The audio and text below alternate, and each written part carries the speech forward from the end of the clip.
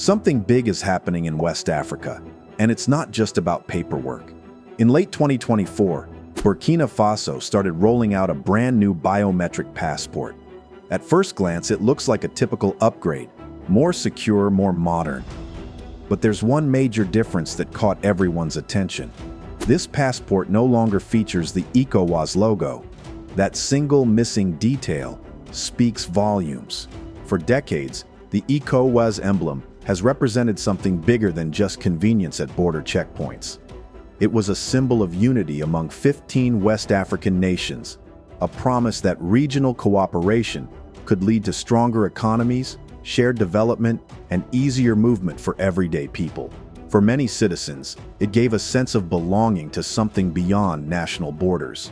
Now, that shared vision is starting to unravel.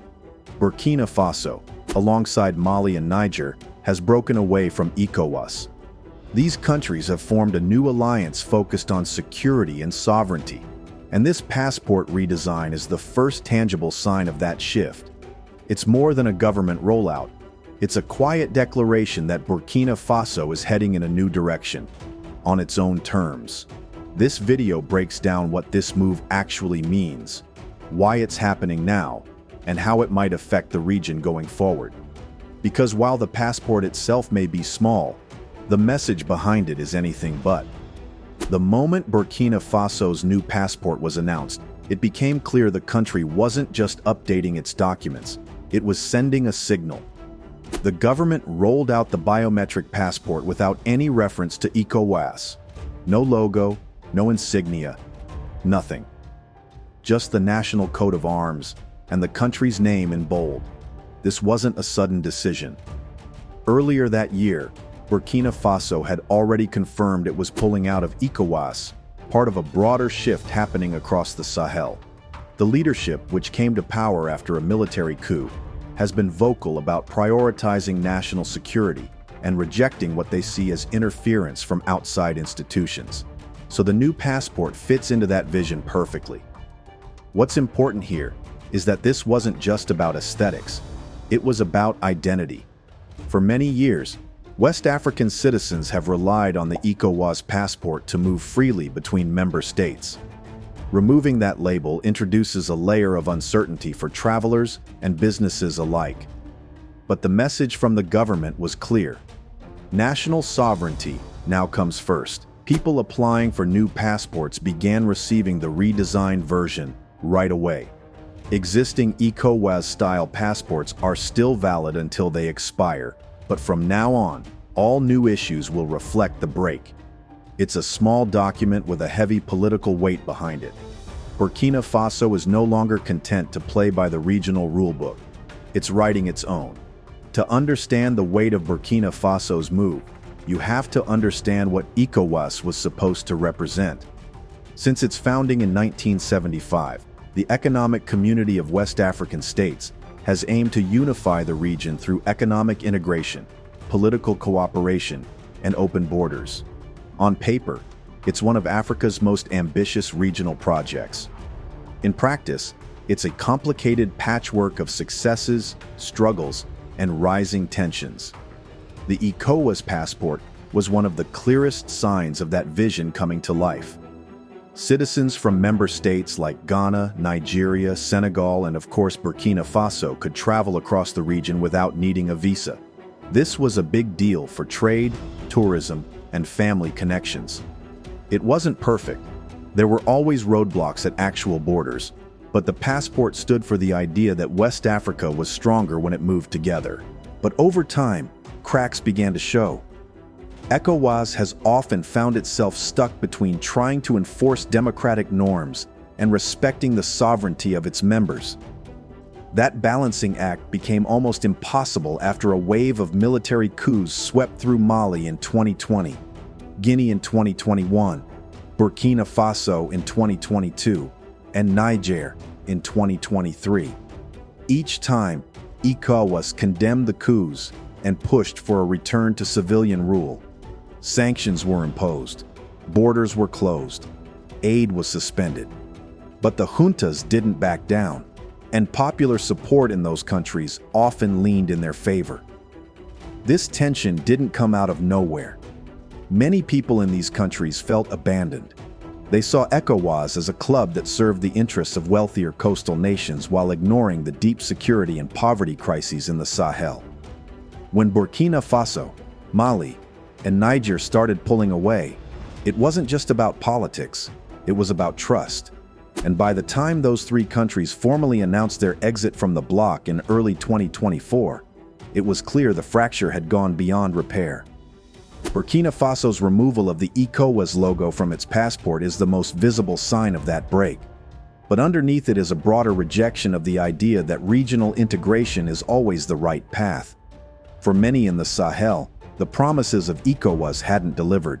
Terrorist attacks kept increasing, infrastructure was crumbling, corruption was everywhere, and people began to ask, why stay loyal to a system that hasn't made life better? Now that Burkina Faso is charting a new course, the legacy of ECOWAS is under pressure. For the countries that remain, it's a wake-up call. For those that left, it's a challenge to prove that going solo or forming a new alliance can actually work. Either way, what once seemed like a fixed part of West African politics is now up for debate. Once Burkina Faso, Mali, and Niger walked out of ECOWAS, the next step wasn't just symbolic, it was strategic. These three nations didn't isolate themselves. They formed something new, the Alliance of Sahel States. This wasn't just a handshake agreement between neighbors. It was a formal pact, built around shared security goals, military cooperation, and a commitment to redefine what regional unity should look like, especially for countries battling insurgency and political instability. The idea didn't come out of nowhere. All three countries are in the heart of the Sahel, a region plagued by jihadist violence, food insecurity, and crumbling infrastructure. For years, they struggled to get meaningful support from ECOWAS, or even from international partners like France or the United Nations. Military aid was either slow or conditional, and political pressure mounted every time a new regime took power without elections. So these nations began to look inward. The Alliance of Sahel States was officially announced in 2023, shortly after Niger experienced its own coup. What brought them together wasn't just proximity or shared culture. It was a common experience of being sanctioned, isolated, and told what to do by organizations they no longer trusted. Instead of accepting that, they chose to pool their resources, coordinate their militaries, and make decisions based on what they believed was best for their own people, not what regional elites or foreign embassies thought was best. For Burkina Faso in particular, the alliance is a lifeline. The country has been fighting a brutal insurgency for years, with large parts of its territory outside government control. By aligning more closely with Mali and Niger, who face similar threats, the government hopes to stabilize its borders and improve intelligence sharing. The new alliance means shared patrols, joint operations, and in the long run, a regional security framework built by those who actually live with the danger every day. But the alliance isn't just military. It's about rewriting the political story. The leaders of these three countries often speak the same language when it comes to sovereignty. They reject what they call Western interference. They're pushing back against institutions they feel are no longer legitimate in the eyes of their people. And they're using tools like the new passport to draw that line more clearly. Critics say the alliance could become a club of authoritarian regimes, united more by convenience than real vision. Others argue it could be a necessary correction, a counterweight to regional structures that have grown out of touch. Either way, the Alliance of Sahel States is already changing how power works in West Africa. And with Burkina Faso actively shaping this alliance, it's no longer just reacting to the region's problems. It's helping to reshape the region itself. At first glance, a passport is just a document. But when Burkina Faso removed the ECOWAS logo from its new biometric passport, it was more than a design change. It was a clear message about how the country sees itself and where it's headed. Passports are political. They represent authority, belonging, and access. And when that symbol of regional unity was stripped away, It signaled a break not just from a bloc, but from a shared identity that had been in place for nearly half a century. For decades, the ECOWAS passport wasn't just about travel. It was a practical way for millions of West Africans to move across borders without hassle. From business deals in Lagos to family reunions in Abidjan, the ECOWAS logo stood for freedom of movement and a shared economic future. Removing it creates a new kind of uncertainty. Will border agents in ECOWAS countries still recognize the new Burkina Faso passport? Will citizens face more checks or outright denials when crossing into member states? These are real concerns, especially for a population already dealing with economic stress and displacement. But for Burkina Faso's leadership, this change was about something deeper. It was a way of reinforcing national pride and self-reliance. The government has framed the new passport as a symbol of independence, proof that Burkina Faso no longer needs to rely on institutions it believes have failed to protect or support its people. In this sense, the passport is more than a travel document. It's a rejection of a system the country sees as broken. There's also a psychological layer to all of this. For many citizens, the shift is bittersweet. On one hand, there's a growing sense of empowerment in the idea that the country is taking control of its future. On the other, there's anxiety about what this means in practice. Losing the ECOWAS connection could complicate travel, limit opportunities, and isolate Burkina Faso from important trade routes and labor markets. And for young people who grew up imagining a more connected West Africa, this feels like a step backward. At the bureaucratic level, the passport switch has been smooth. Applications are being processed, and older ECOWAS-stamped passports remain valid until they expire. But the long-term implications are still unfolding. What happens when neighboring countries start questioning the validity of the new document? What if reciprocal agreements fall apart? These are the risks Burkina Faso is now willing to take in order to carve out its own political path. So while the passport itself fits in your pocket, the meaning behind it is heavy. It represents a turning point, a decision to step away from integration and towards something new, uncertain, and entirely self-defined. For Burkina Faso, it's not just about travel anymore. It's about identity, autonomy, and a future that no longer follows the old map. Burkina Faso's passport shift didn't happen in a vacuum. Regional neighbors, ECOWAS officials, and international partners have all been watching closely, and the reactions so far reveal just how delicate the balance of power has become in West Africa. This isn't just about a country redesigning a travel document. It's about a fundamental challenge to an entire political order, and people are responding with a mix of concern, caution, and quiet calculation. From the ECOWAS side, the tone has been one of disappointment rather than outright hostility. Public statements have focused on encouraging dialogue and maintaining open channels. ECOWAS made it clear that it still considers regional integration a priority, but it's also been forced to accept the reality that Burkina Faso, Mali, and Niger are no longer interested in playing by the old rules. Rather than escalate tensions further, the bloc has chosen, for now, to acknowledge national passports from the breakaway countries, at least to avoid punishing their citizens directly. This approach is partly strategic. ECOWAS understands that heavy-handed retaliation might backfire and strengthen public support for the juntas in these countries. The bloc is walking a fine line. It wants to preserve its authority without alienating millions of people already feeling disillusioned by its leadership. Quietly, though, there's real concern about what this trend could mean for the future of the region. If more countries start leaving, ECOWAS could find itself hollowed out from the inside. International actors are also adjusting their tone. The African Union, France, the European Union, and the United Nations have all taken note of Burkina Faso's move, but reactions have remained measured. These organizations are grappling with how to engage with governments that aren't democratically elected, but still hold power. And in some cases, enjoy significant support from their people. Condemning the passport change too strongly could strain diplomatic ties, while ignoring it completely might signal approval.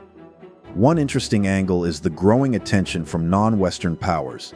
Countries like Russia and China have been increasing their influence in the Sahel, offering military support, infrastructure deals, and political backing without the same conditions Western governments typically attach. For Burkina Faso, the shift away from ECOWAS could open the door to deeper partnerships with these alternative allies. Whether that leads to long-term stability or new dependencies is still an open question. Meanwhile, on the ground, the average citizen is watching with a mix of pride and uncertainty. Many support the idea of national sovereignty and are frustrated with how things were handled under ECOWAS. But there's also a sense of vulnerability. What happens if trade slows down, if mobility gets restricted, or if foreign aid dries up? These are the risks that come with bold moves, and Burkina Faso has made one of the boldest in recent memory. This moment isn't just about a single country making a policy change. It's about a ripple effect that could reshape how regional power, cooperation, and sovereignty work in West Africa for years to come. Now that Burkina Faso has made its move, the real question is what comes next. Not just for the country itself, but for the broader West African region. A new passport may seem like a small thing in the grand scheme, but it represents a clear break from a system that was long taken for granted. This isn't just a pause in cooperation. It's a deliberate exit, and that decision is already starting to shape the region's future in unpredictable ways. For Burkina Faso, the immediate focus is on proving that this choice leads somewhere productive. The government has positioned its withdrawal from ECOWAS as a step towards sovereignty, dignity, and more responsive governance. But that ideal will be tested quickly. Can the state maintain access to trade routes? Can it keep travel smooth for its citizens across neighboring borders? And perhaps most importantly, can it deal with its security crisis more effectively outside the ECOWAS framework? These questions don't have easy answers. The alliance of Sahel states may offer a new support network, but it's still young and relatively untested. Coordinating military operations is one thing. Building a shared economy, unified diplomatic voice, or regional development strategy is another. So far, much of the alliance's momentum comes from shared frustration. At ECOWAS, at Western powers, and at the lack of results from years of multilateral aid. But building something durable requires more than defiance. There's also a long-term gamble at play. Burkina Faso, Mali, and Niger are betting that they can survive and thrive outside traditional regional structures. That means exploring new trade partnerships, negotiating border agreements independently, and possibly creating their own systems for cross-border labor and mobility. It's not impossible, but it will take time, money, and coordination. For a country already stretched thin by conflict and economic stress, the margin for error is slim. Then there's the question of whether this move will inspire others. If countries like Guinea, Chad, or even larger players begin to consider following suit, ECOWAS could face a legitimacy crisis. On the flip side, if Burkina Faso stumbles, if economic pain worsens or citizens feel isolated, then the alliance could lose credibility, and the idea of regional independence might fade. This next phase is critical. Whatever happens will set the tone for how the rest of the continent views both ECOWAS and the breakaway bloc. For ordinary citizens, much remains unclear. There's pride in the idea of taking control, of no longer being dictated to by distant bureaucracies. But there's also quiet anxiety. People want solutions, not symbols. They want safety, food, jobs, and the freedom to move around without being treated like a political pawn. If the government can deliver on those core needs, this could become a turning point for the better. If not, the passport may end up being remembered not as a bold new chapter, but as the start of a costly detour. Burkina Faso's new passport is more than a change in color or design. It's a marker of a new era, one where sovereignty takes precedence over tradition, and where national decisions push against regional expectations. Whether this gamble pays off or creates deeper challenges remains to be seen. But one thing is clear: Burkina Faso is no longer waiting for outside approval. It's drawing its own borders, both literally and politically. If you found this breakdown insightful, don't forget to hit that like button and subscribe for more. Tap the bell so you never miss an update. And if you've got thoughts on where Burkina Faso's heading next, drop them in the comments. We read everything.